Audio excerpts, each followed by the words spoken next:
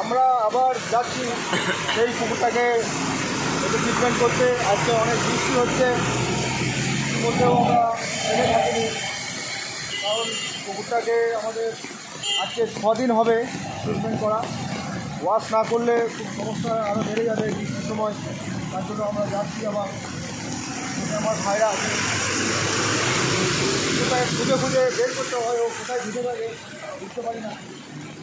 ও ধরে নেবে ধরে নেবে।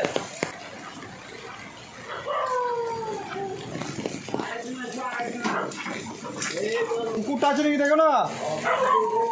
হ্যাঁ হ্যাঁ ধরে নাও, মালটা নিয়ে চলে ধরে, যেন কামড়ায় না দেখবে।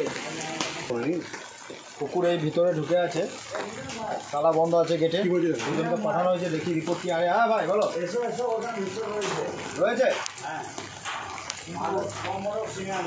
হ্যাঁ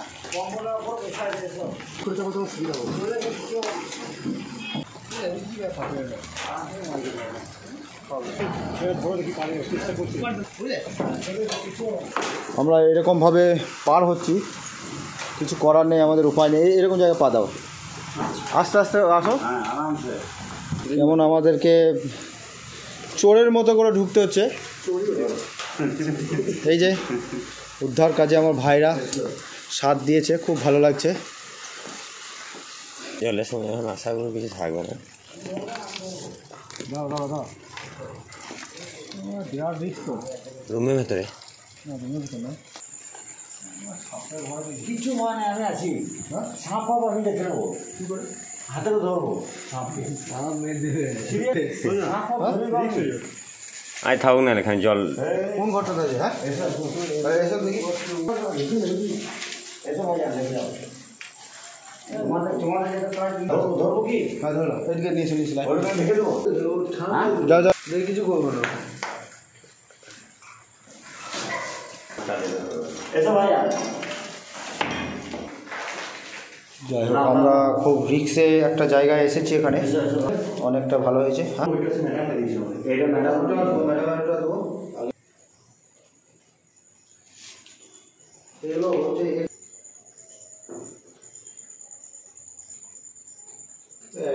সেম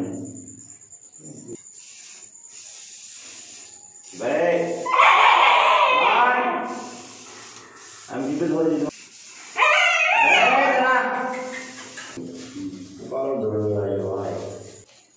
এই সাইডে এই সাইডে তাহলে এইটা নেবে ঠিকটা। ও এই রুমটাতে থাকে নাকি? হ্যাঁ ভালো রুম গাই হবে না। একদিন ধরে খাস সারা ছেড়ে দাও ছেড়ে দাও। Operation success. খুব রিস্ক ছিল ঘরের মধ্যে, পুরোনো একটা ঘর, সেখানে সাপ খুব এটা আমার হেলো বাড়ি